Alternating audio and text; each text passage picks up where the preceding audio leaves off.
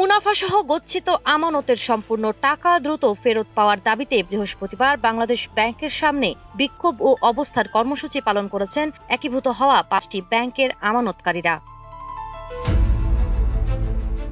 এক পর্যায়ে বিক্ষোভকারীরা মতিঝিল শাপলা চত্বরের প্রধান সড়ক অবরোধ করলে পরিস্থিতি নিয়ন্ত্রণে আনতে জলকামান ব্যবহার করে তাদের সরিয়ে দেয় আইনশৃঙ্খলা রক্ষাকারী বাহিনী। জীবন অবাক না করলে কে করবে? 28% মিল্ক ফ্যাটের অবাক করার সাথে ফ্রেশ মিল্ক পাউডার। জীবন অবাক করুক প্রতিদিন। ইউনিয়ন ব্যাংক, ফার্স্ট সিকিউরিটি ইসলামী ব্যাংক, গ্লোবাল ইসলামী ব্যাংক, সোশ্যাল ইসলামী ব্যাংক ও এক্সিম ব্যাংক, এই ৫টি ব্যাংক নিয়ে গঠিত সম্মিলিত ইসলামী ব্যাংক এর গ্রাহকেরা দীর্ঘদিন ধরেই তাদের পাওনা আদায়ের দাবিতে আন্দোলন করে আসছেন। আজকের কর্মসূচিতে আন্দোলনকারীরা প্রধান ফটকের সামনে অবস্থান নিয়ে হেয়ার কাট সিদ্ধান্ত বাতিলের দাবিতে বিভিন্ন স্লোগান দিতে থাকেন। আন্দোলনরত আমানতকারীদের মূল অভিযোগ হল বাংলাদেশ ব্যাংকের সাবেক গভর্নরের নেওয়া একটি সিদ্ধান্তের কারণে ২০২৪ ও ২০২৫ সালের আমানতের উপর মাত্র ৪% হারে মুনাফা দেওয়ার ঘোষণা দেওয়া হয়েছে। এই নিয়মটি হেয়ার কাট হিসেবে পরিচিতি পেয়েছে, যা সাধারণ আমানতকারীদের জন্য চরম অমানবিক ও অন্যায্য বলে মানববন্ধনে বক্তারা দাবি করেন। বক্তারা উল্লেখ করেন, অনেক গ্রাহক বর্তমানে তাদের জমানো মূলধন ও মুনাফা তুলতে না পেরে অত্যন্ত মানবেতর জীবনযাপন করছেন।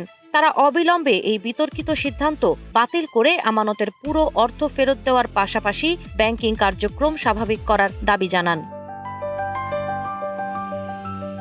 বেলা ১১টায় শুরু হওয়া এই মানববন্ধন ও অবস্থান কর্মসূচিতে বক্তারা আরও অভিযোগ করেন যে শরিয়া ভিত্তিক এই ৫টি ব্যাংকের মুনাফা কেটে মাত্র ৪% সরকারি অনুকম্পা দেওয়ার সিদ্ধান্তটি আমানতকারীদের অধিকারের পরিপন্থী। দাবি আদায় না হলে আগামী ১২ই মার্চ বাংলাদেশ ব্যাংক ঘেরাও করার মতো আরও কঠোর কর্মসূচি পালনের হুঁশিয়ারি দিয়েছেন আন্দোলনকারীরা।